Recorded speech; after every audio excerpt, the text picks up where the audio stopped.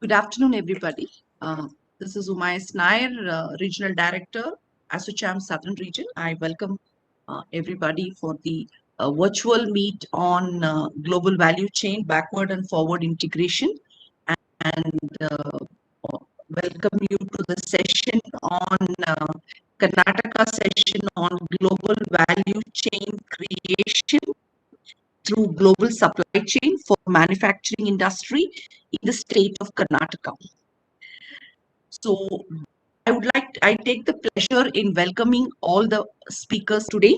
I would like to first welcome my co-chairman, Shri Sagar Agrawal of Karnataka State Development Council, who is also the Senior Vice President for TransSystem Logistic International Private Limited.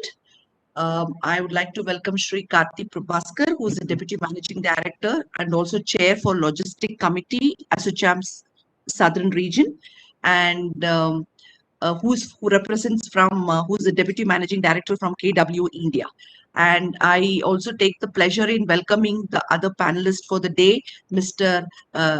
Kawakami, Managing Director, TransSystem Logistic International Private Limited, Shri Abhik Chatterjee, Managing Director, Boston Consulting Group, Shri Shanmuganathan, Head of Retail Lifestyle Vertical at Misrek, South Asia. So I also welcome all the participants who are participating in today's program, and I also would request all the participants to post your Q&A in the chat box. So the COVID-19 pandemic has posed unprecedented challenges to global value chain worldwide. So global trade is projected to fall by 9.5% in 2020 and 10.6 percentage point decrease from 2019. Although trade is expected to recover in 2021, the timing of this recovery depends on duration of the outbreak and the effectiveness of the policy responses towards it. So supply chain in India, changing demographic and state-wise preferences in India are creating a demand pattern and impacting the supply chain operating models and infrastructure of the organization. Share of the population in the age bracket of 35 to 59 years is expected to be equal to those in the 15 to 34 year bracket over the next 10 to 12 years. This changing demographic is expected to alter the demand preferences.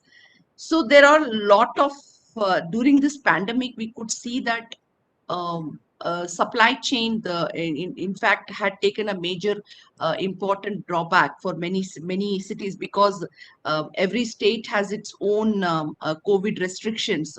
So now we could understand that it is time for us to strengthen the complete logistic infrastructure, which is related to the supply chain, whether it can be air or road or the sea.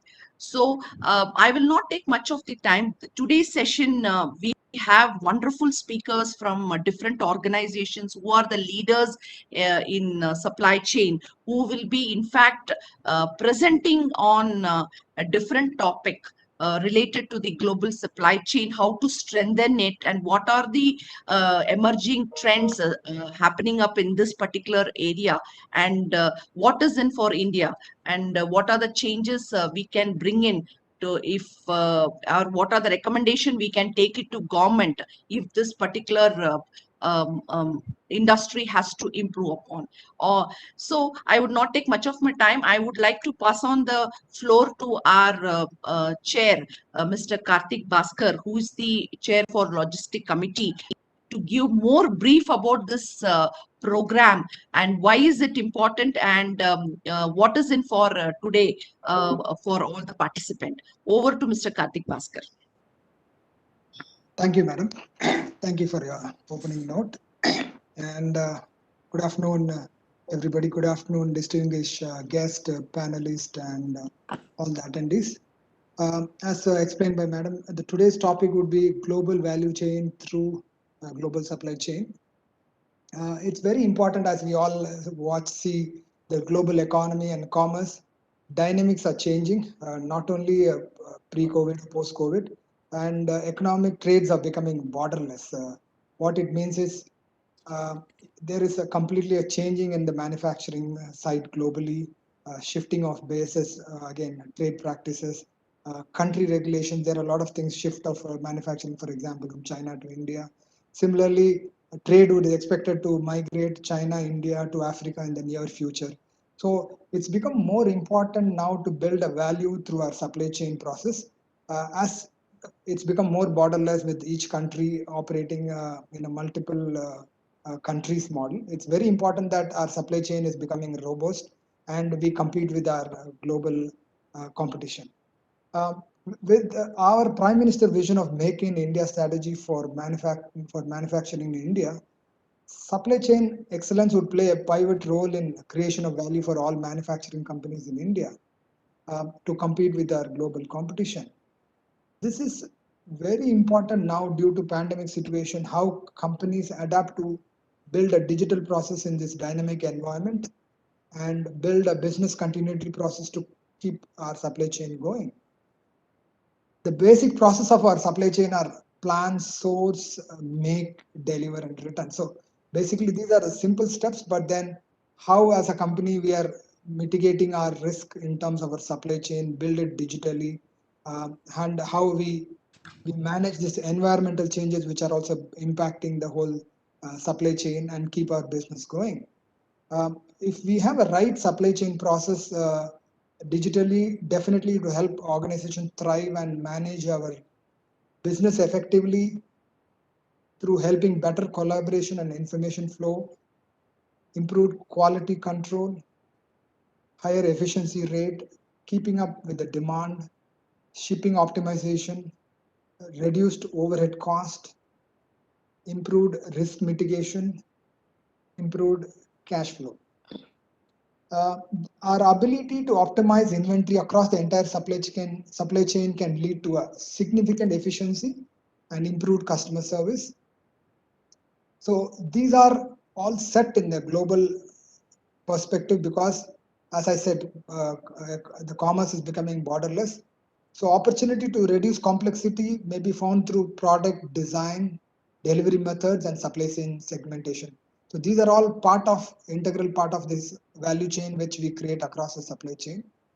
And major changing factors is sustainability in supply chain, which basically requires social, environmental, and financial. The objective of green supply chain management with this global warming and all these environmental changes, it's important that how companies adapt to this. This is very important for us to eliminate or minimize waste, energy, hazard, greenhouse, chemical emission, and solid waste. Environmental problem has become a major concern for all the manufacturers. So with the new age technology like smart manufacturing and 3D printing, supply chain would play a major role in organization moving of raw material and finished products. Basically 3D printing, smart manufacturing, all this will completely change the way we move our raw materials, the way we move our finished goods, and then uh, how we are closer to the consumption point, like our GST, how it has changed the pattern of doing business.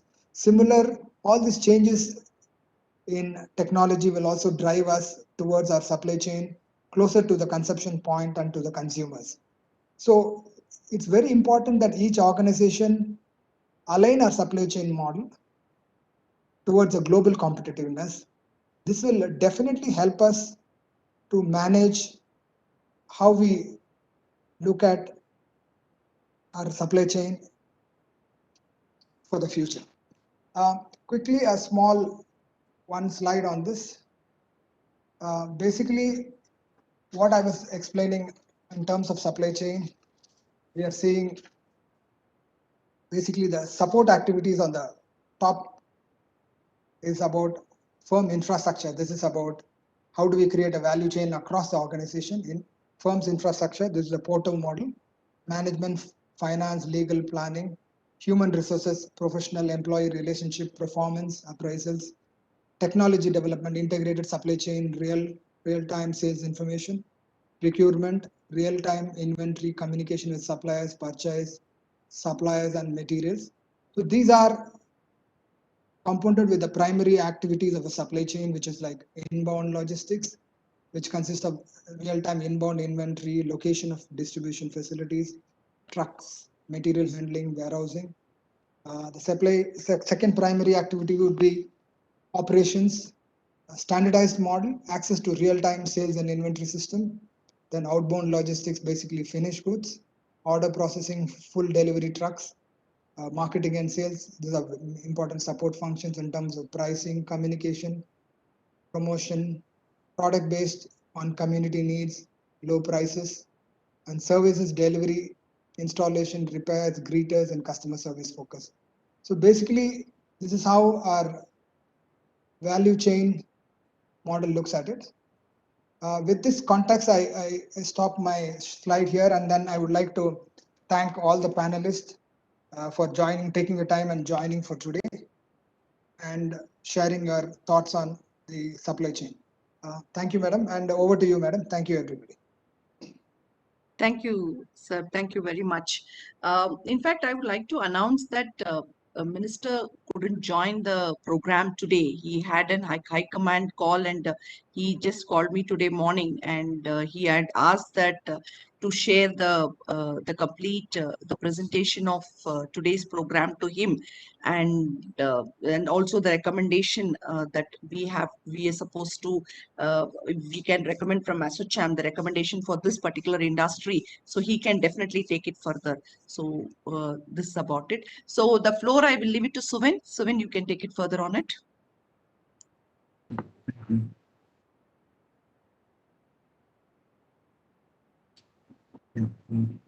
So she's not joining the session. We would like to move ahead with the panel discussion. Suvin, your voice is very low. No problem. I will take up the session from here. No problem. So we'll just move on to the first session of the day by Shri Kawakami, the Managing Director, TransSystem Logistics International Private Limited, who will be presenting on digitally enabled supply chain, achieving operational excellence through digitalization and continuous process improvement. Sir, do you have the presentation, sir? Or you want me to give the access of... I have a few slides. Yeah. So when Rupesh ji, can the access given to sir? Yeah, it's already given. Yeah. Okay. Yeah. I'm not used to this system. You just need to go to the share contents below. Yeah. I am. Sorry.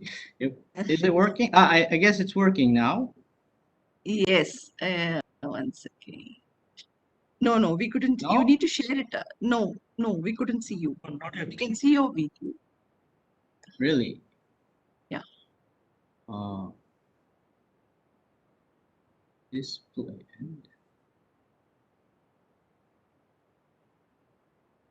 Share. Okay, sorry. Yeah, correct.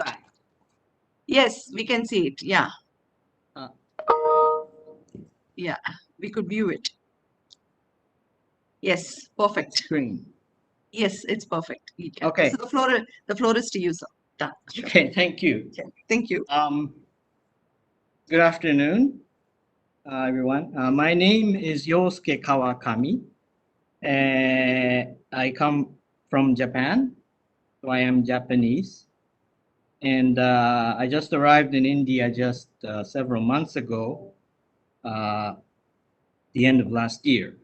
And I currently serve as Managing Director of TransSystem Logistics, located here in Bangalore. So I am working together with Mr. Sagar Agarwal.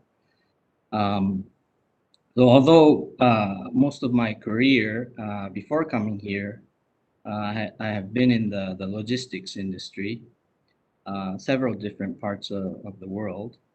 But my experience in India is still less than 1 year. So today I want to share some of my thoughts on the logistics here and related to digitalization, continuous process improvement.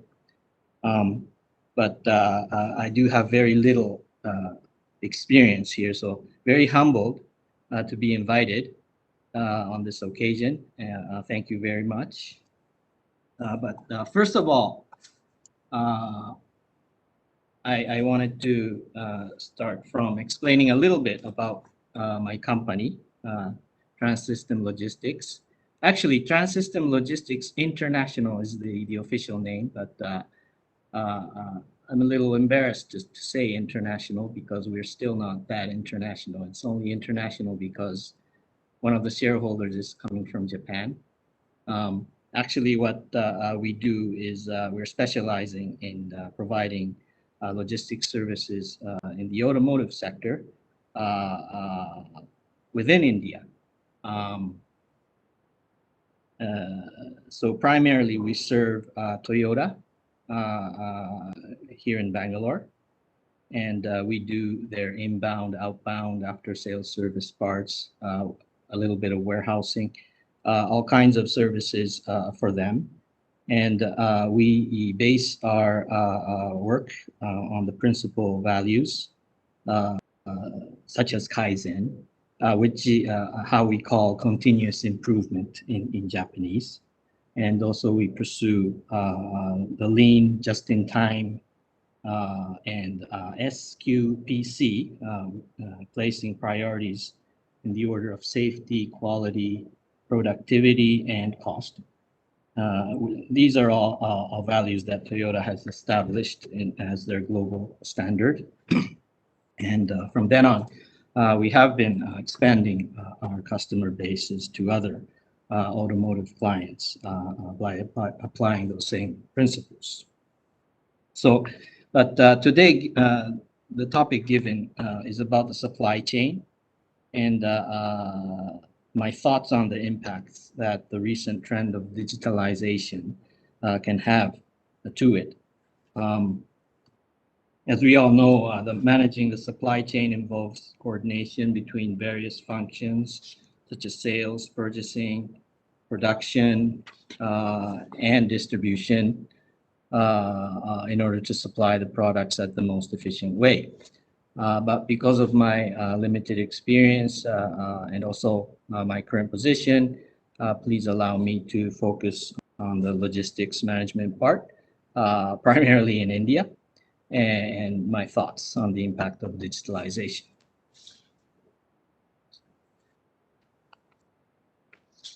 So, but I can say that logistics plays an important role in the supply chain, and its impact is becoming increasingly important nowadays as the supply chain becomes global.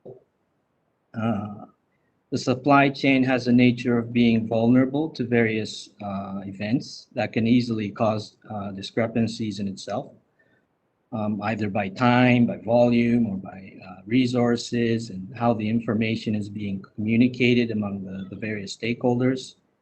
And as sourcing and distribution becomes more global, and in case of this country, India, long distances, this becomes even a bigger challenge.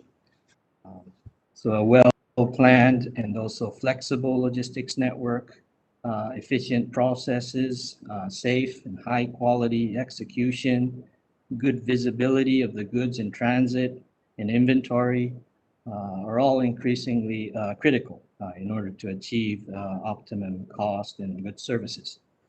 On the other hand, an inefficient and static logistics system causes companies to increase inventory, which increases costs, of course, reduces cash flows, increases exposure to damages, obsolescence, and poorly managed processes and handling increases risks of goods to be lost or damaged, and without visibility of the pipeline and what's happening on the way, companies will not be able to act against abnormalities and may face disruptions to production or delivery.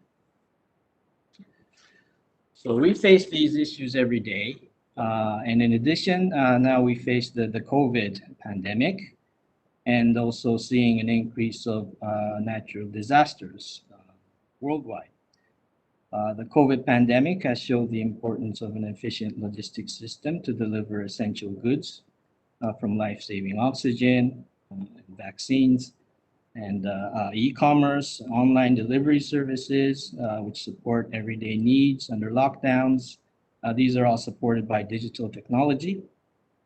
But on the other hand, on the global scale, also the pandemic has caused issues such as lack of sea containers, production shortages of key components, such as the semiconductors, which is one of the most critical issues the automotive industries, our clients, are facing right now. And also, it seems that natural disasters are increasing worldwide.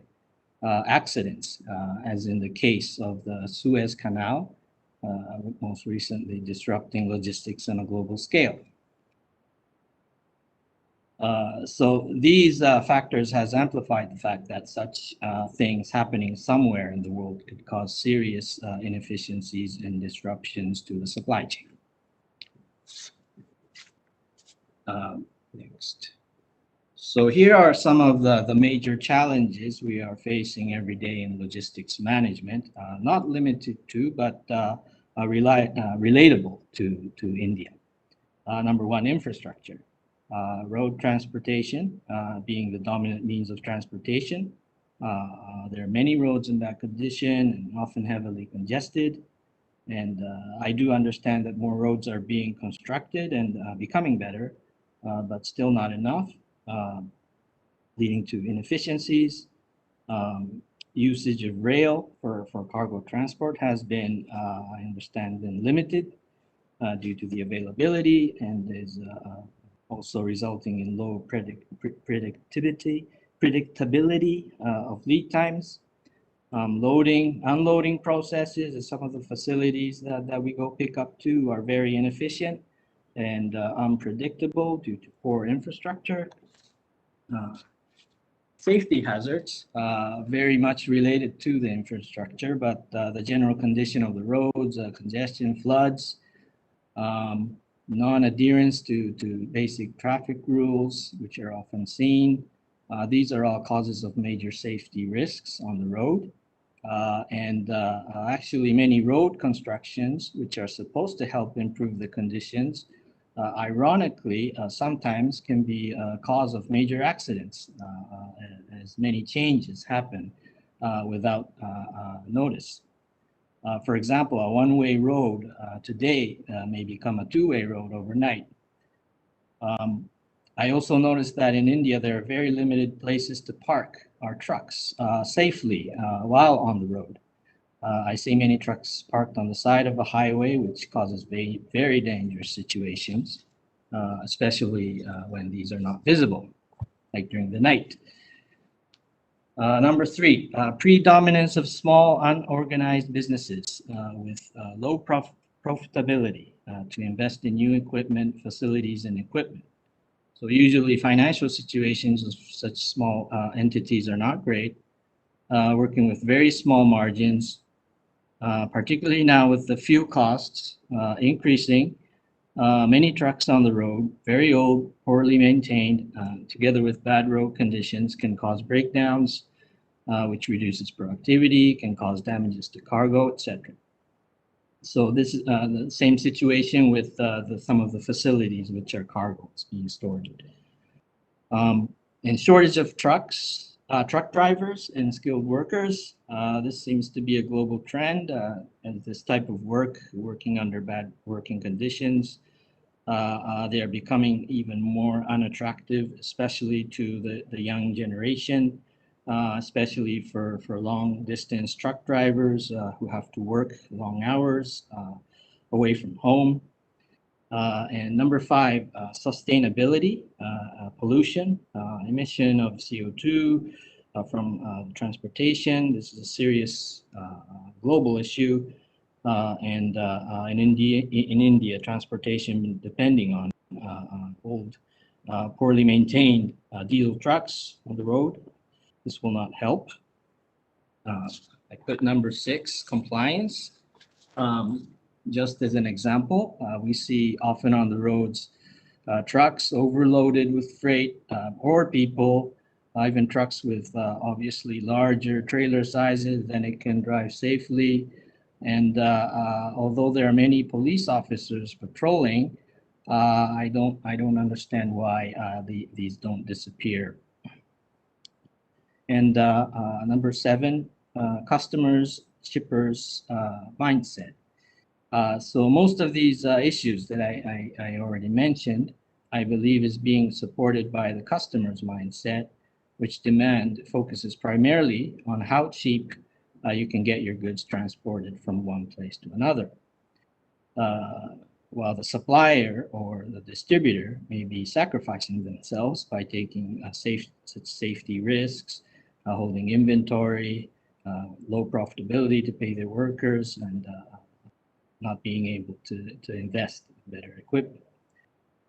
So now with the increase of e-commerce and convenient online delivery services backed up by digital technology, added to the customer's mindset is the demand to easier and faster services, which is increasingly becoming demanded more in the cargo logistics as well. So a lot of these issues are related to each other, and the challenge of our industry, therefore, is how to overcome these in a sustainable way, safely, with quality, efficiency, and cost effective. So finally, how can digitalization help? So many new technologies in like handheld devices, sensors, AI, IoT, RFID, etc., some of which are already applied widely in the B2C world, are being now utilized to improve the logistics management and overcome some of the difficulties that I just talked about. So these technologies can help plan and execute logistics system using a large amount of data more quickly, efficiently, improve productivity, and avoid incidents, and reduce workloads, workers, drivers, and therefore ultimately reduce cost. So on the right-hand side, I listed some of the applications already being used in logistics management. Such as dynamic route designing, container load calculation, digital freight matching. These will help plan logistics effectively and very quickly. And those listed below, such as digital forwarding, global shipping platforms, on-demand warehousing, automated warehousing, driver monitor systems, driving simulators, and autonomous vehicles with collision mitigation. These all will help execute logistics effectively, accurately, safely, and with less manpower and better visibility. And finally, so effects of digitalization. So I've mentioned the good side of the new technologies which are being applied in logistics management, which is to enable the utilization of large amount of data shared to a wider group of stakeholders and helping to plan, execute, and predict abnormalities, to take countermeasures quickly and reduce human errors. But I also think that there can be adverse effects if we rely too much in such digital technology. And that is the loss of contact with the real world or human interaction. This is because the logistics industry has always been an area which needed hands-on work and in a negative way of saying, labor intensive. And it has relied heavily on people working on site, driving trucks, loading, unloading, and managing such people. So it is true that these qualities enhance the need to transform digitally. However, during my career, I have seen many workers on site or driving trucks who pride themselves in knowing how best to move cargo in a warehouse, how safely and efficiently, how to drive in difficult driving condition, which roads to take. So these are the people who are relied upon to respond to different customers' sudden demands, as they are every day handling and actually seeing with their own eyes on what's happening on site. And how to develop, manage, and motivate these people and being able to establish and revising a best standard processes by observing and talking to them, I believe is in fact one of the most important part of the management of logistics. For example, fleet management or allocating trucks can be handled efficiently by a well-programmed system. But however, in reality, the people who know how to talk to drivers, understanding their daily conditions, and people who can feel if anything is wrong with the equipment they are operating with or the freight they are loading, and can give very important insights to allocate the right resources and ensure good operations. My concern is that if we only rely too much on digital technology, the attention to these details may diminish and the positioning in society of such workers may become even more downgraded. Another example, the most successful freight matching company in Japan, who I worked with before in Japan, who receives over 10,000 orders a day and matches them to trucks daily. They do utilize digital technology, but however, they also use many human operators to interact with customers, trucking companies every day.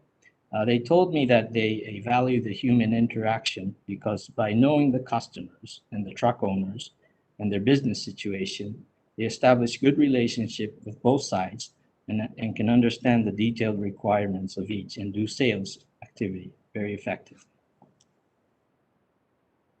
So what is needed to achieve operational excellence?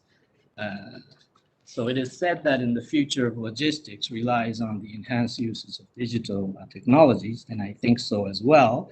However, I also believe in the argument that as the digital transformation may become a norm in the future, and in addition to that, maintaining human factors will become a strong differentiator.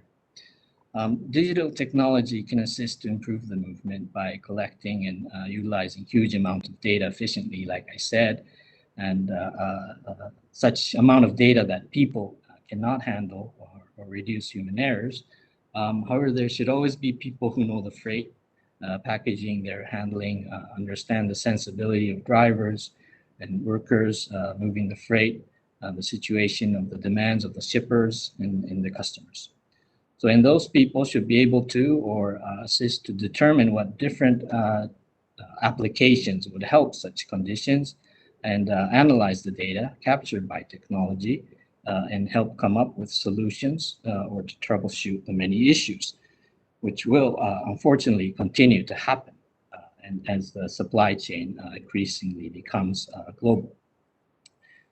So to end my presentation, I would like to say that in order to continuously improve and achieve operational excellence in logistics management, I believe that in addition to digitalization, maintaining such human factors are both very important. Thank you. That's all.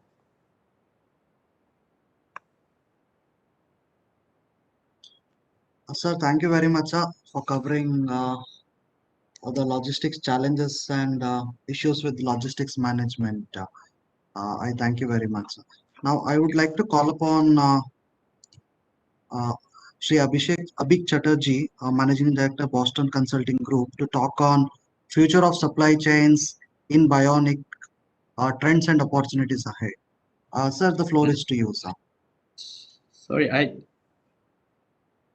I need to stop my. Sorry, sir. Is my presentation still there or it's okay? It's Yeah, okay. yeah, it's Kawakami-san, it's undone. Okay, okay, thank you. Thank you. Sorry. thank you, sir. Abhik sir? Yes, can you all see my Yes. screen? Can you hear me well? Can you see my screen as well? Yes, sir. Okay. Sir, yeah. Yes, sir. Please go ahead, sir. First of all, very good afternoon, good morning to all of you. My name is Abhik Chatterjee. I'm a managing director with BCG, based out of India. I lead our work on supply chain and procurement across the region and actively work both in digital as well as the functional side for large industrial companies, oil and gas, and also on the pharma side. Um, at the beginning, I would really like to thank ASSOCHAM for inviting me to this panel and session, and privileged to be part of this forum today. So, building on, I think, thanks to Kawakami-san, I think quite a good presentation around specific challenges within the logistics industry and how we brace towards it. In my session today and over the next 15-20 minutes or so, I would really like to touch upon, if I would say, three things. And if I really look at the narrative for the session today, which is how do we maximize value creation, especially on the supply chain, and I would kind of little bit bring in manufacturing as well, because they are very much associated areas for Karnataka/India. You will see that as a diagram that we are, I mean, the sweet spot essentially lies across three components. There is a significant move across global and regional trends. I think a little bit of the flavor through trade development, trade shifts, sustainability was spoken through. I'm going to go a little deeper, talking about what does it really mean? Who do we have as competition and what kind of steps are necessary? Number two is what is the kind of aspiration should we hold in this space?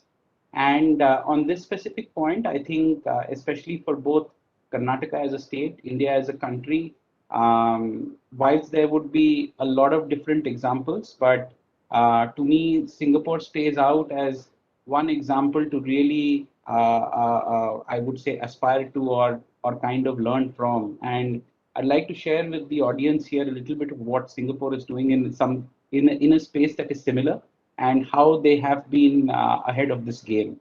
And last but not the least, I think the fact that how our core business itself is becoming truly bionic, which is what BCG defines as the future of digital and human coming together. So, and then I have got 5 recommendations to end, which collectively the group should look forward to as you look to drive value creation in this topic. Okay. So, firstly, I think if you were to fast forward a couple of years, and we did a little bit of research around what would the trade flows look in the next 2 to 3 years, and you will see an interesting set of dynamics here represented through few colors as well as the thickness of a few lines. So it is quite obvious that China, there will be a there will be a trade outbound out of China. A while back, there was mention of Africa being one of the big gainers for sure, largely driven by Europe as well as partly from the China outbound. The overall trade transaction between US and China will naturally dip as it is expected because of different geo-socio political events that are panning out. But if you look at who would gain, I think India definitely has a good opportunity, but then it will face stiff competition from not only Africa, but a significant amount of challenge from Southeast Asia and largely countries like Singapore, Vietnam, Cambodia, Philippines, etc. Because locationally and also from a cost point versus the ease of doing business, there are different, I would say, advantages and pros and cons that are panning out. So, in summary, clearly India will gain from a perspective of trade flows, which would mean across a whole bunch of different sectors. So right from pharma, logistics, steel, cement, and a whole bunch of others. But then I think what is more imminent is we will see a few other sections and few other countries grow faster in gaining this trade advantage. And what it would mean for us, more specifically India as a country and Karnataka as a state, is to quickly mobilize certain steps, because the the more delayed we are in this entire process, the more trade losses we will take and lose balance to other players. Correct. Now, how would you look to do it? Uh, I would here kind of lean back and for a moment look at Singapore's model. And Singapore has been on this journey for a while. Obviously, the size and scale of Singapore is of a different order of magnitude. It cannot be compared with the like of India, nor with the like of, for example, Africa or Australia, etc. But then what is more important is to learn the tactics that this country has adopted, the kind of policy changes, the kind of impetus on investment, the kind of focus on academic plus industry plus public sector collaboration has been very different. Okay, if you look at it, there are three broad themes that they are looking at.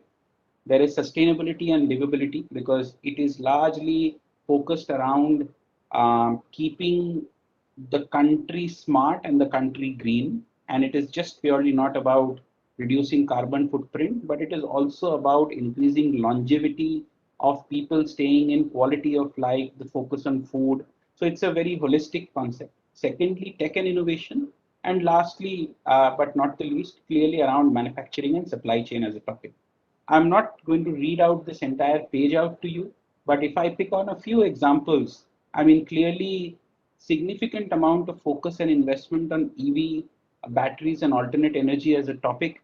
There's also a clear mandate on all clean energy led fuels being driving a lot of transportation by 2030. Singapore is particularly good at driving policy up to a grassroots level, wherein it would impact purchase of vehicles, extension, buyout licenses, so on and so forth. Quickly on pharma and biotech, I think this is an area that has been gaining steam. Clearly focus on, growing deeper on R&D. I mean, if you look at it, the previous generation was focused on gaining momentum through scale and rapid manufacturing excellence. I think a lot of this generation will focus on not only 4IR technologies in the plant, but also excellence on the consumer side, and differentiating both of them will be really cutting edge, what we would call as intellectual property and R&D driving a part of that. I mean, you will look at the stock prices or the contribution margin for companies with the highest amount of R&D focus being disproportionate than others. On the advanced manufacturing side, clearly a big zone of focus around automation, just around product development wholly has been important. And what they've also very successfully done is ensured that uh, the the FDI component in terms of direct investment or even technology transfer from some of the global leaders into Singapore is real. Now that could be with the likes of Hyundai or maybe Thermo Fisher Micron, as you see, number of examples. There are many more. But summary of the story is this is a very short and sweet model wherein significant clarity on themes that as a state and country they want to go after, um, clubbing that with interventions from a public policy, as well as getting the right kind of use cases, as well as involving industry at scale to impact that. Now, what that could mean for us, I mean, if we look at us largely as a country, and we were to break it down into what are the different types of industry segments we have, and not every segment is growing at the same pace, right? I mean, if you COVID obviously has, if I would use the word, disturbed and disrupted the growth indices of many of these industries. So, for example, pharma, insurance, and a few others have grown at a pace that has been disproportionately higher, and it's also hit the growth pace of industries like real estate, travel and transportation, tourism, to some extent metals as well.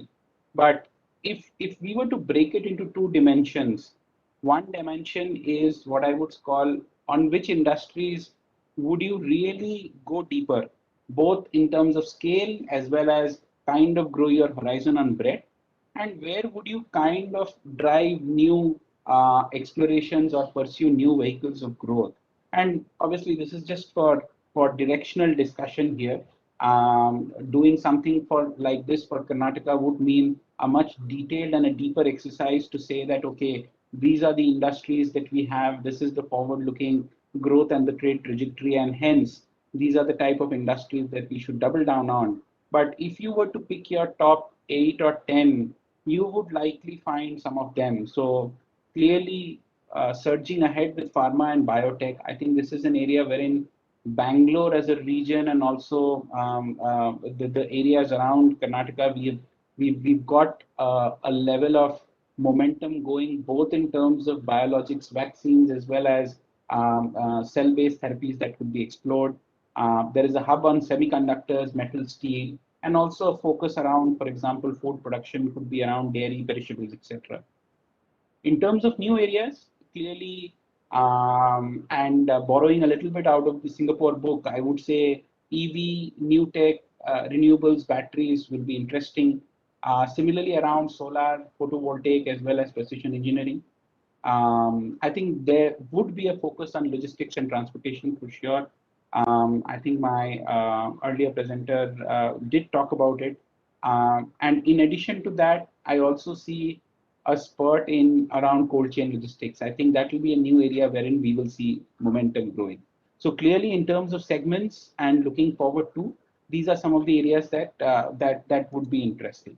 So if I were to look at the last few things that I spoke about, they were two dimensions.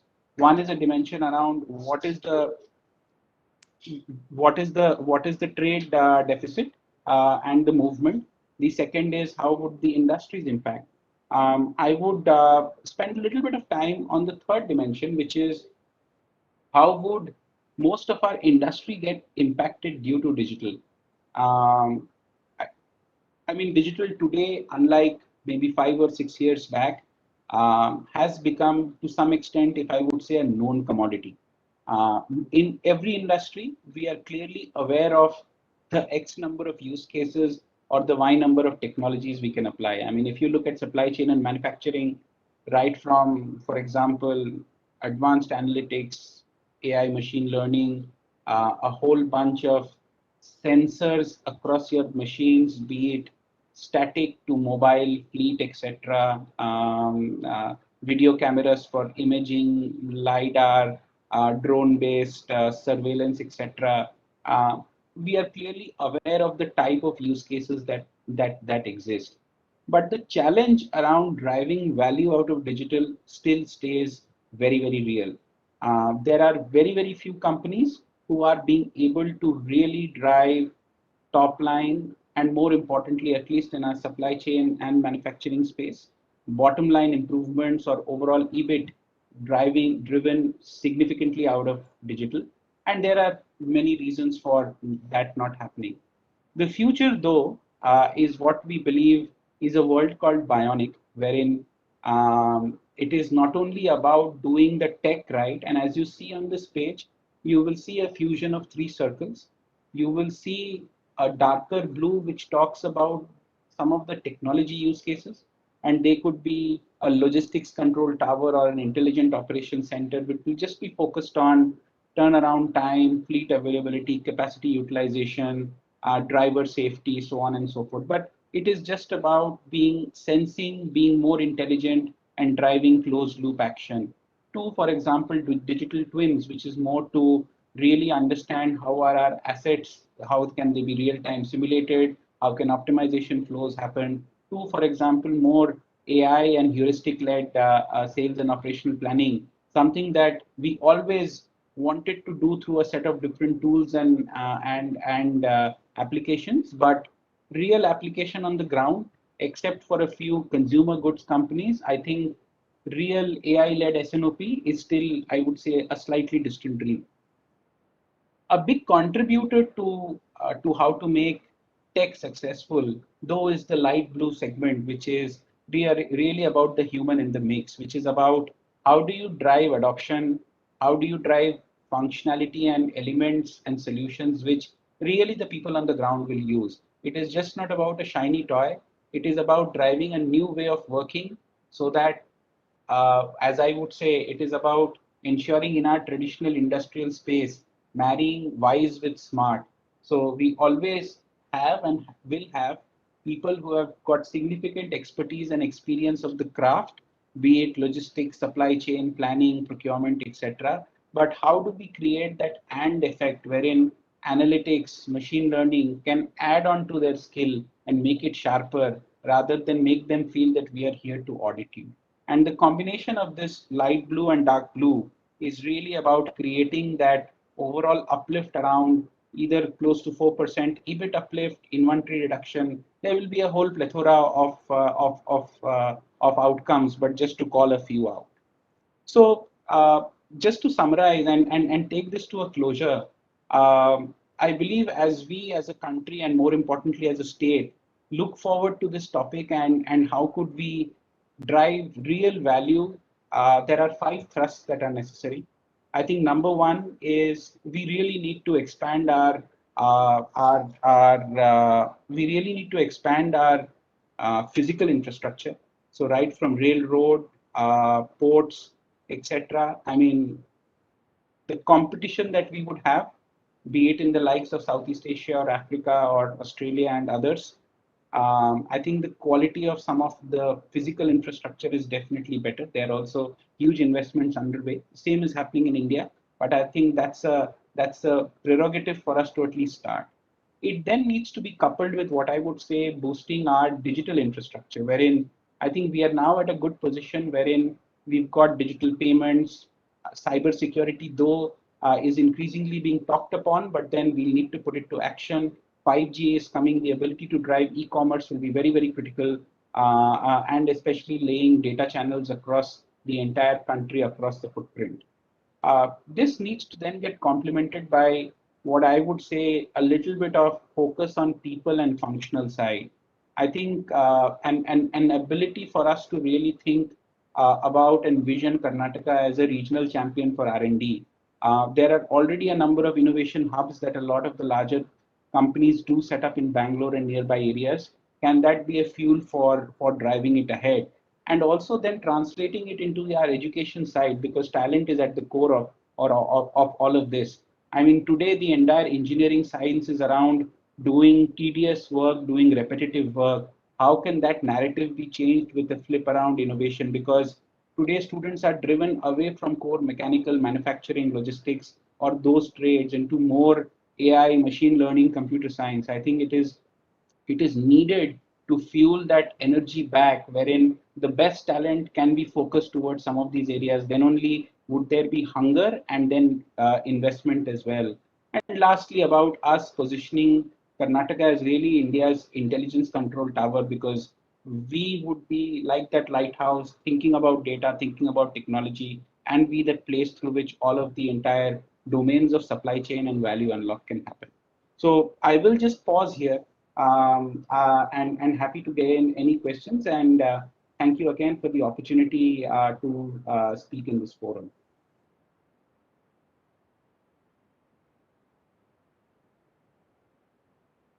So thank you very much for covering your speech on supply chain trends and what are the first areas that we should look at in global value chain. With this, I would like to move on to the next speaker, Shanmuganathan sir, who will be speaking on next generation of supply chain and emerging supply chain trends globally. Sir, the floor is to you, sir. Thank you, Suvin. Suvin, can you give me access to share my screen, please? Yes, sir. All right, super. Could you confirm whether you're able to see my screen? Good afternoon, everyone. My name is Shanmuganathan. People call me Shamu usually. I manage the retail and lifestyle a resale apparel and lifestyle segment for Maersk for South Asia. Maersk is an integrator of logistics, headquartered in Copenhagen, and I currently sit in Gurgaon office for Maersk. If you can see my screen, I'm going to talk about the next generation of supply chain and emerging supply chain trends, which are currently global, right? So I'm going to divide my discussion into three different parts. First, to take situation on where we are at right now. What are the global supply chain managers in the different companies? What are they talking about in terms of what is changing for them? And what does the future look like? And thank you, ASSOCHAM, for giving me the chance to talk to you guys. And Abik, I really liked your presentation. But maybe you missed out that Karnataka is also one of the largest exporters of apparels from India into US and UK. And I'm going to maybe touch upon a little bit, right? So just to talk about, and I really love the fact that Bangalore becoming one of the biggest digital hotspots for India, and how we can leverage some of these things also. And I really loved your presentation, Abik. Thank you. So going on, I'm just going to put this slide up, a little bit of pictures there, yeah. And there is a word called VUCA. VUCA is fundamentally what is there in the global supply chains these days. What is VUCA? VUCA is volatility, uncertainty, complexity, and ambiguity. This term was coined by the US military 20 years back, but it's so relevant to the supply chains right now. And maybe I will point out to a little bit, right? So right after COVID came in, I'll keep it to logistics right now. So this is the amount of ships which are berthing outside the Los Angeles port. That's disruption number one. Evergreen ship which got stuck in Suez. Stores running out of stocks. Big problems in terms of cyber attacks and data breaches. Political instability all across the world, right? So what it has fundamentally done is that it has basically changed how logistics and supply chain flows across the world. If you can see here, the inventory to sales ratio across the world has dropped down quite significantly post-COVID. That fundamentally means people are buying more, yeah, and the stocks in the store are very limited.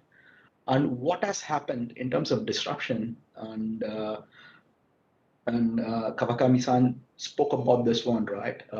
Shortage of containers, increase in freight prices. So what you can actually see here, what used to be a $2,000 freight price has actually gone all the way up to $8,000, $10,000 right now. So this is the real and actual problem which we are having right now. And what are the supply chain managers talking about? Yeah, there are three large ticket items which we find when we talk to some of these large large companies and supply chain managers in these large companies, right? The three items which they are talking about one entry point and one partner for the supply chain. They are talking about technology and tech-driven decision making and automation in their supply chains. And with the advent of unicommerce, omni-channel fulfillment, e-commerce, the speed to market and how they fulfill smaller shipments is becoming critical for them. Yeah. So these things are also changing three important elements within every single organization. The largest element which they are changing inside is on supply chain optimization. where companies are adapting fundamentally various different models to optimize and control their supply chain. The amount of inventory which they need to carry in an e-commerce enabled world has quadrupled. Yeah. And the global supply chain and global supply chain managers are talking about integration with suppliers, integration with service providers. The second big pillar is on innovation and technology. Yeah. When I say innovation and technology, the act of digitizing their supply chain is here, now for them. Right? You talk about AI, you talk about machine learning, you talk about driverless technology. Everything is getting implemented as we see, as we are seeing right now.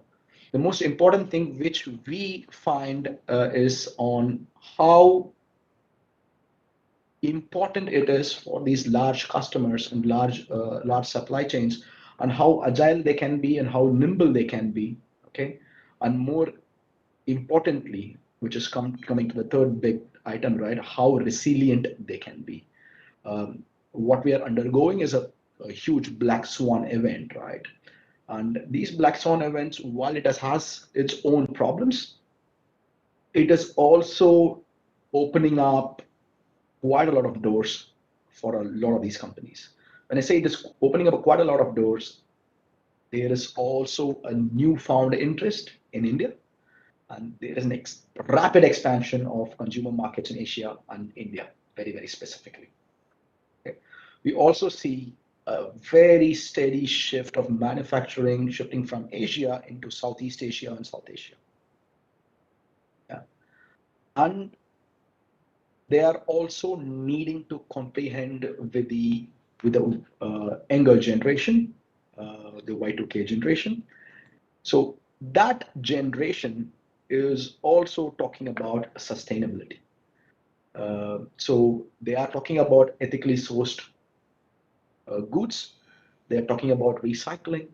The generation needs to see what is the transparency, what is the traceability and accountability which they want to see in their supply chain. They are talking about awareness. They're talking about effluents and chemical usage. So the entire sustainability angle is becoming more and more important. And what does it actually do, right? These are big emerging trends. What does it actually do? What used to be a linear supply chain model is actually transforming into a much more agile supply chain models. Usually, inventory optimization, agility in supply chains were not a topic of discussions with CEOs. Right now, inventory management, optimization, agility in supply chains, and resiliency are some of the most agenda which the CEOs and CFOs of the companies have. It has a direct implication on the bottom line for each and every single company. So the supply chains are become C-suite right now. Okay? So that fundamentally means the inputs for strategy to leadership starts there. Yeah. There is a huge pillar about data, technology, and infrastructure. The organizations are being reconstructed and governed on supply chain principles. There is fundamentally a huge change in operations and processes.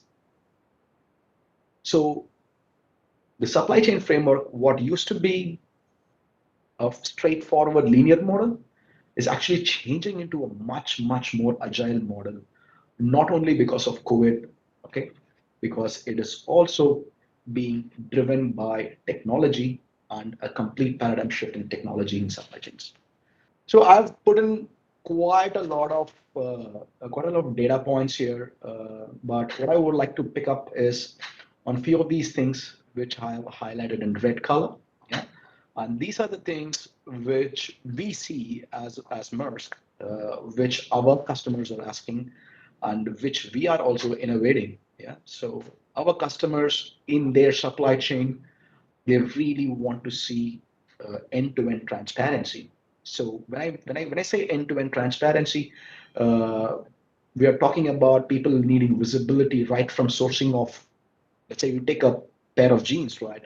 They are asking us about, can you give us visibility on right from the time when the cotton is sourced all the way till that jeans is recycled, including the kind of chemicals which goes into the jeans.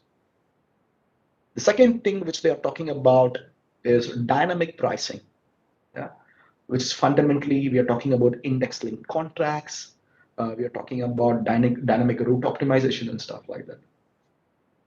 In terms of logistics optimization, it is no longer moving from A to B. It is also moving to the end consumer and predicting what is the best route for going to the end consumer. One of the most important part in terms of large sourcing supply chains is suppliers. So on that supplier side, how do they make their suppliers, or how can analytics improve optimization? And I'll speak about that later. Yeah. And the last bit, actually, there's a lot of things, but the last bit is on real-time inventory optimization and data as a product or service, which fundamentally it's driven towards increasing their operational efficiency. Yeah. So what does it look like? I've just taken an example so that I can explain this much better, right? A normal supply chain from factory to a warehouse, trucking, to a ship or a airplane, trucking, warehouse to the final consumer, right? It used to be super linear. These are how the companies are breaking down their supply chain, right? It talks about, let's assume this is Bangalore. Let's talk about Whitefield area where there's a little bit of more production, right? From the factory in Bangalore, it is coming into Whitefield, it is going into a CFS, it is going into a port, it's going into the US. So the supply chain managers are breaking down the entire origin process into multiple levels of detailing. Okay, all these levels of detailing so that they can actually reduce the lead time, improve their loadability, okay, and also make sure there is resilience and reliability built on their origin part of their supply chain. When I say resilience and reliability, it is built through data. Yeah, it is built through optimization models which we build for them. Yeah. The second bit is from a port to a different port, let's say from Chennai into, let's say, anywhere in London, let's say London, right? This is where a lot of vulnerabilities are there in supply chain, right? So these are the customers who are actually breaking down that again, right? Looking at the various parts of it, they want us to see how it can improve their lead times, how they can select the best carriers, how they can actually reduce their spend on air freight, increase the most optimal ways of moving it, okay? And it's all coming down to data-based models which help them optimize their supply chains. The third bit is on making sure that their end systems are aligned, their end consumers are. And all of this is happening through EDIs and APIs across the entire supply chain. It is also happening in terms of IoT devices, which we fix to the shipments, which helps them in end-to-end visibility, which helps them in exceptions planning. And all of it is built on a global CO2 dashboard, which helps them doing sustainable supply chains, right? This is just a mere example. And for us, and I say this a lot, for us means how does India's future look like? And if you really take any supply chain in India or in Karnataka for that matter, right? To move something from India or bring something to India, there are close to around 20 to 30 parties with 60 to 80 documentation which is required. which fundamentally interacts with the entire ecosystem at multiple different areas. Okay, this is by in itself complex. I'll give you an example. If you're importing, we have free trade agreements with Southeast Asia countries like Sri Lanka, Vietnam, and if you're importing something, some of these garment pieces from Sri Lanka or Vietnam, right? It is subject to Qatar regulations, which fundamentally means there is an entire testing, BIS certification to see whether there is manipulation, right? The entire process, by in itself, which takes currently is around 7 to 14 days. That means those containers are lying in without getting utilized. The cargo is getting stuck, and the problem is not on people moving around, but it is problem of communication, right? That means that the terminals, the customs systems, the customs broker, and the 3PLs are not on the same platform. And one of the things, and Abhik, referring back to what you said about Bangalore being the tech center, right? One of the things which we are very, very eagerly looking forward, and is one of my biggest recommendations, is that we need to start looking at bringing some of these systems online, systems on blockchain technology. It can be whatever blockchain technology, right? But we need to bring them on blockchain technology so that the data flow is easier. Karnataka has a very, very diverse production manufacturing capabilities. It has its own port in Mangalore, which is containerized. It has its own ICDs in Whitefield, actually in 3 different parts. It is also connected to Nhava Sheva, it's connected to Chennai. And if there is one recommendation which we would like to give, is to bring this entire ecosystem of these ports, these terminals, the 3PLs, 4PLs on a blockchain technology, which I can guarantee you will cut down the time taken for us to process any of these things. Yeah.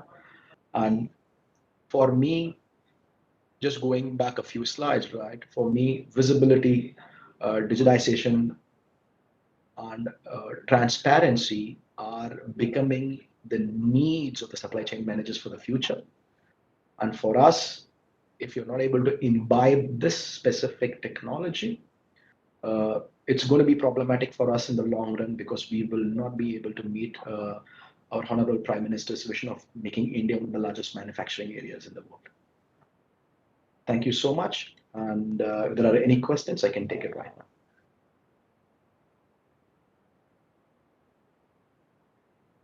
Thank you so much, Shanmugam sir, on covering this aspects on sustainability goals and how domestic and global supply chain management can look at. Sir, with this, we would like to move on to Q&A session. That couple of questions that I have shared to Karthi sir, which he'll be able to announce it, and we would request every speakers to share their suggestions and inputs on the same. Karthi sir. Thank you, Sumit. Quickly, thank you, and thank you for the panelists for the very good session on complete 3 different dynamics.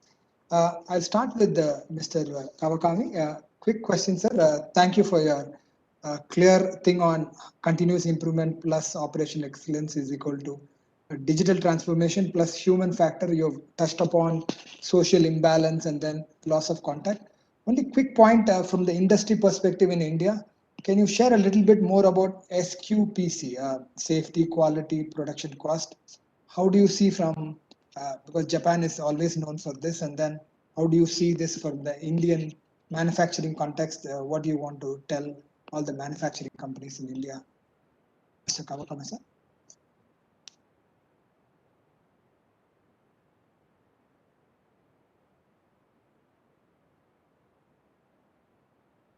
Can you hear me? Yes, Kawakami-san. Thank you. Please. Okay, so this SQPC concept is saying that the priority is in that order. So safety first, and then quality, then productivity, then finally all these 3. If you follow all these 3, you will get a cost, a good optimum cost. So, but this is, I think, ideal philosophy that some of the companies are trying to pursue. But actually, I see in, well, not only in India, but many customers will, first of all, demand cost or the opposite order. But especially in logistics, I truly believe that placing these priorities in order would give good results. And finally, in the total cost of the entire system. Thank you, Kawakami-san. And the second question to you would be on the loss and the damage, what you are seeing. You are in a supply chain company. So how do you see in your company, and how do you see from the Indian perspective? I saw you have put all the points of what is the gap in the industry, but how are you guys working to improve it from your company perspective towards the Indian market?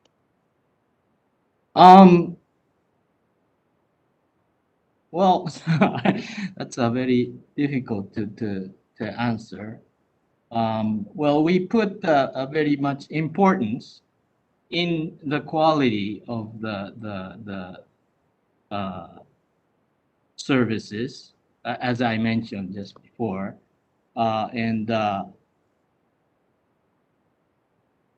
yeah, it's like the company, we as a company put no damages on the goods as a major KPI in our performance measurements for each of our services. So, yeah, I don't know how much more I can explore. Yeah, thank you. I think quality, you emphasis on more on quality and how you manage it.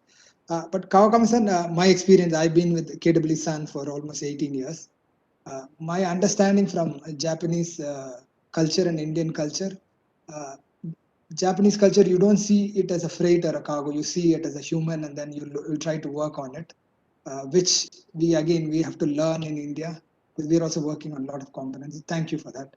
And the last point I have a question for you is about the disruption you spoke in productions and delay. Again, you're working major with automotive companies, like you explained about the semiconductor shortage. So what are the areas you are helping your customers? How are you improving the disruptions, how you're managing the business continuity for your customers? Well, I think very, very recent examples would be the floods that we've been experiencing in parts of India, or like strikes, farmer strikes that are blocking the roads and so on. So we try to predict those happening as early as possible and come up with alternative routes in order to deliver the goods in time. That would be it. And digital information in such happenings would really help. Thank you, Kawakami-san. Thank you. Appreciate your time and explanation. Thank you. The next question would be to Mr. Abik. Thank you, Mr. Abik, for a clear plan on what is the the global perspective and trends, and the India and Karnataka priorities and manufacturing and supply chain. Thank you for that. Quickly, from one of the questions is how Karnataka can improve the supply chain, because we are already working very close with all the stakeholders. So we wanted to understand so that the other members also can help to understand how they can improve it. So I think interventions are clearly at three levels. One is from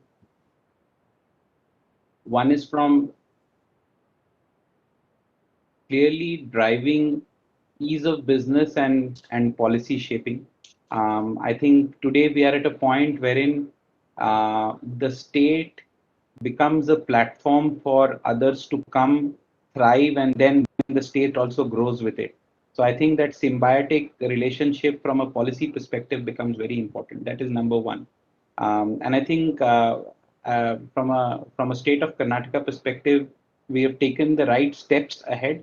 It is then a question of how do we continue to execute at pace, because as I reflected in one of the points previously, I mean, we are fighting for gaining trade with other competitors as well, and hence every month, every quarter, a decision gets delayed.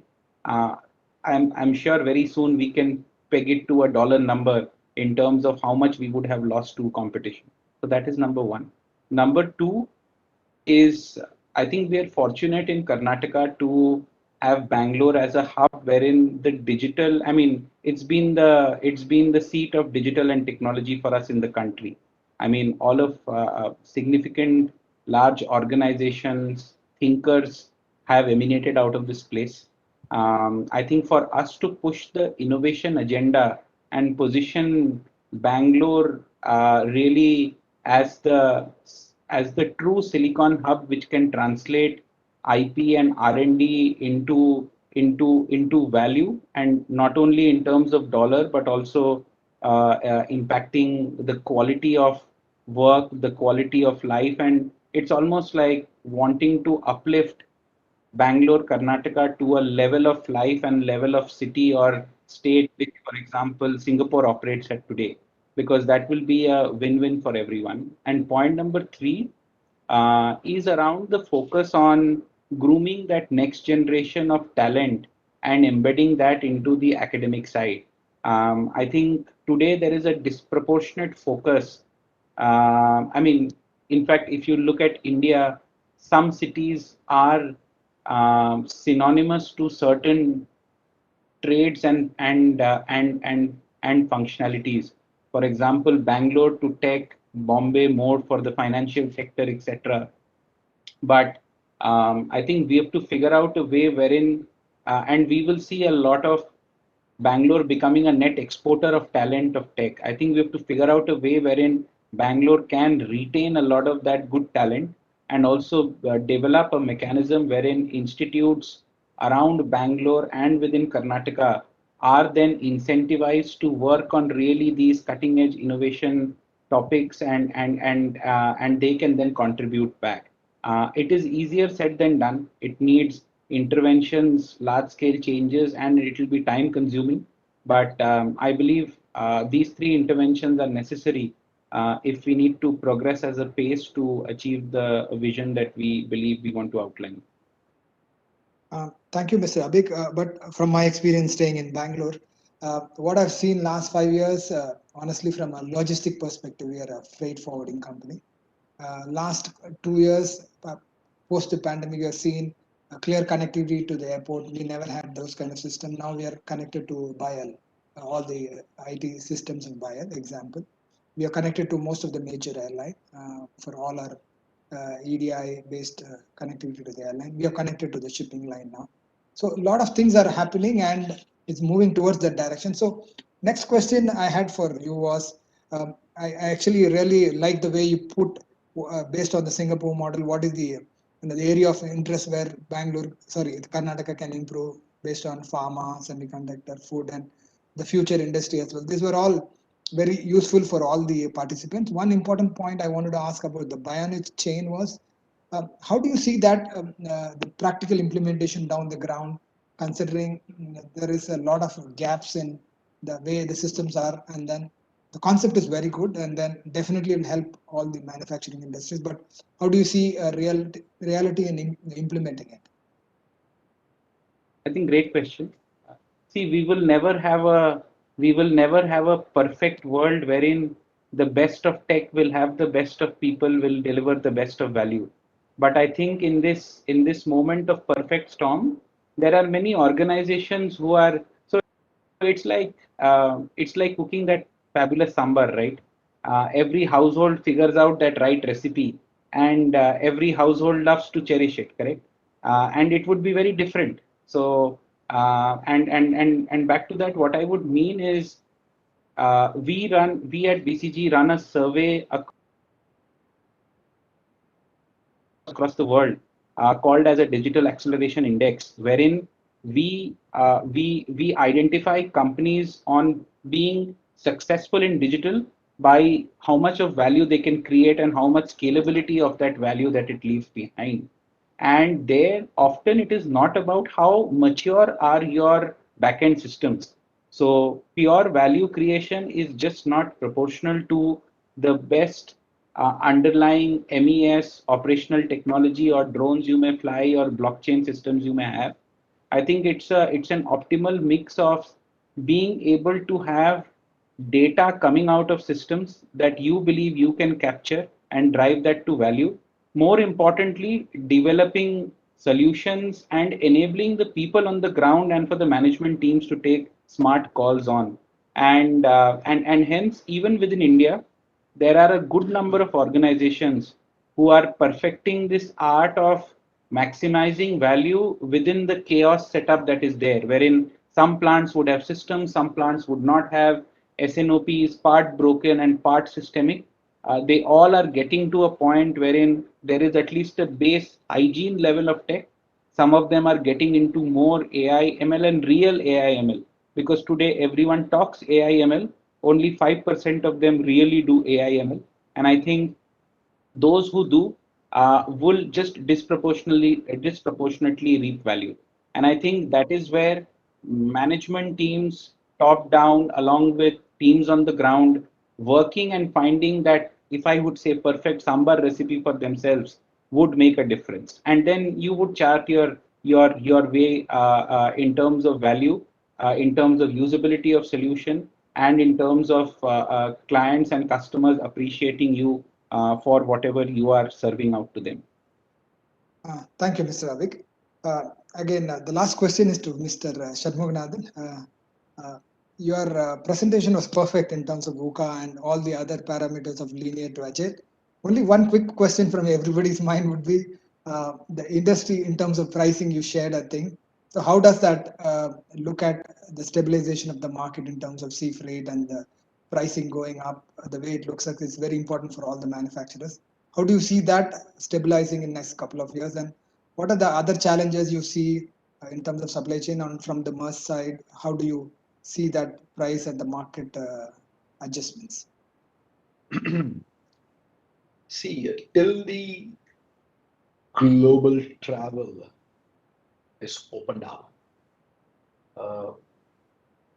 we do not see stabilization of prices, because what used to be people spending on goods and services, right now, let's say almost 85% of the money or the disposable incomes are getting spent on goods, because they are not able to come out of their homes.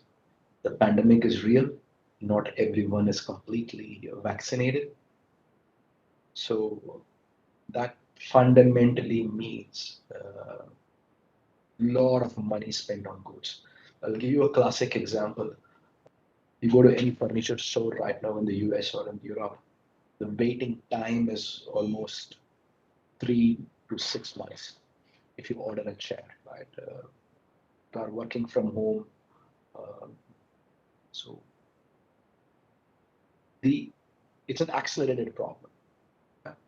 And the periodic outburst from of corona or COVID in China or in Israel right now as it's happening, or in US or anywhere in the world, right, creates a massive bullwhip effect on the economy.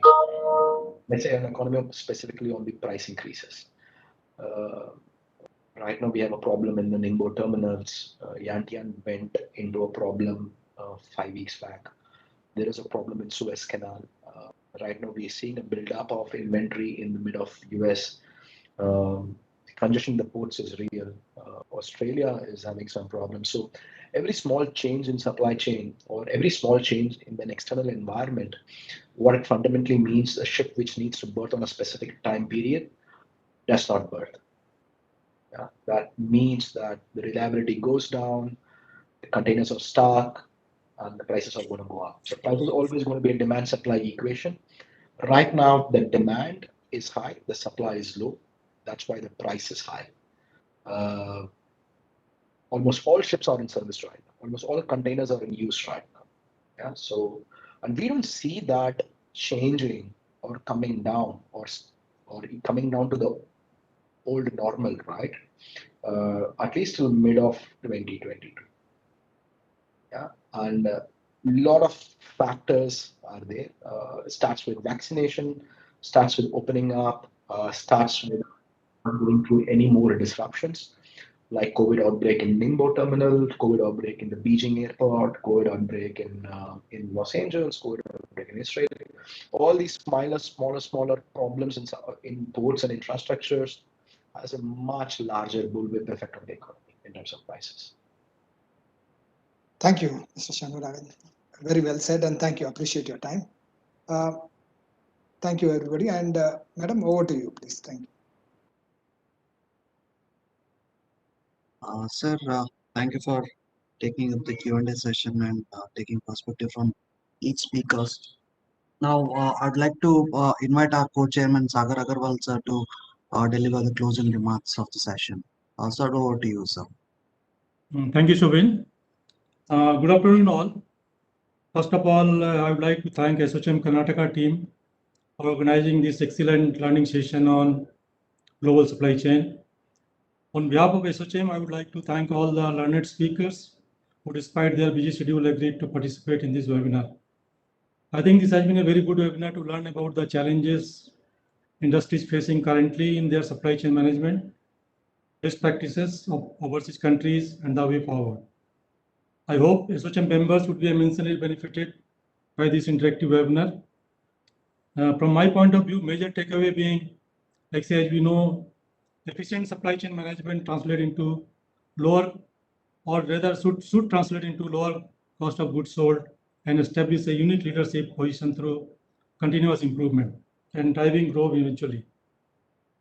The supply chain challenges seen throughout the world in the recent months, from the pandemic to Suez Canal blockage, closure of terminals at Yantai and Igbo port in China, I don't think can no longer be considered as surprising events.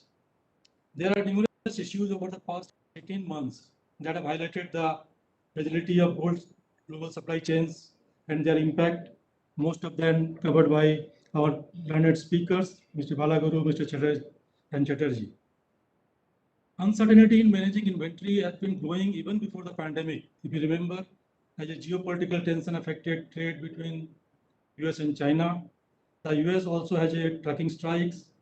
We in India have our own problem of availability of good drivers, while Brexit has caused transportation shortages and increased cost for UK and European firms. And presently, semiconductor chip shortage has led further havoc for many industries, more particularly for auto we deal with.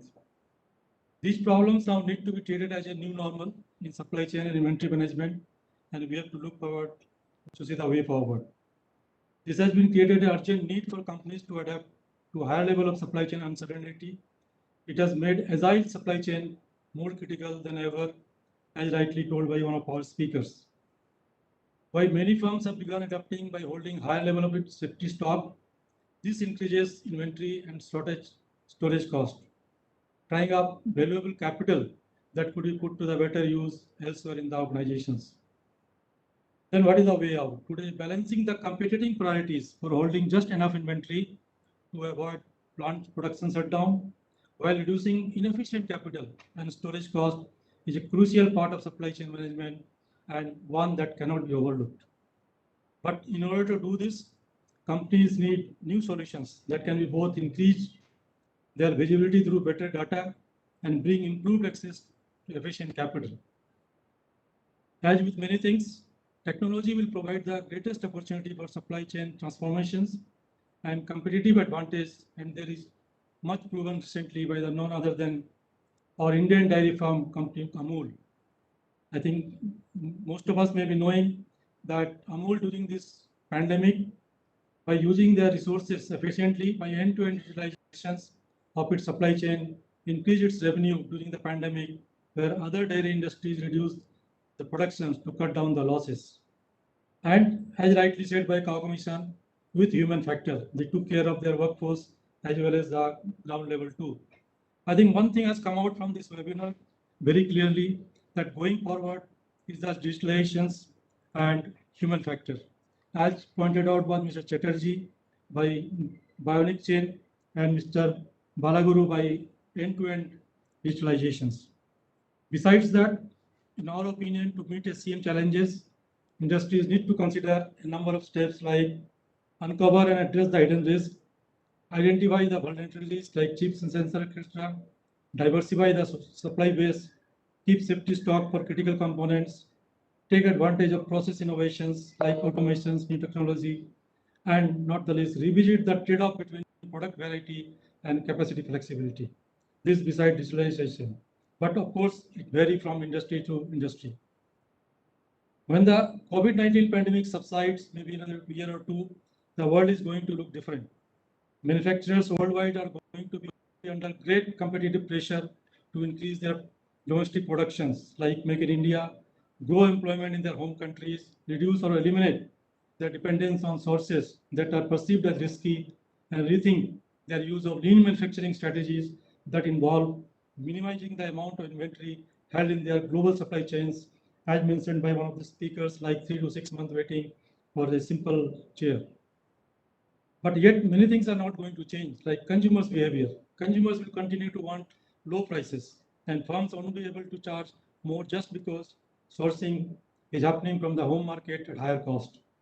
The way out is that here the local government need to play an important role by creating a cost-effective industrial environment for the local industries to enable them to offset the additional cost while not compromising the quality by various support and incentives, ease of doing business, and ASSOCHAM would like to support government in this behavior. Though we are not saying that we have to go away from the global sourcing, but it has to be balanced between global and local by diversifying the resources.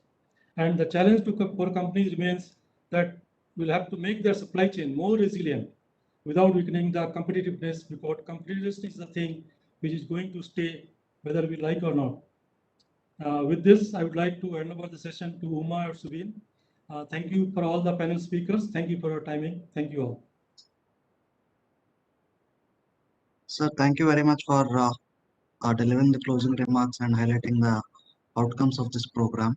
But last but the not the least, I'd like to thank our partners who joined to support our program, TransSystem Logistics and KW India, for this global supply chain program.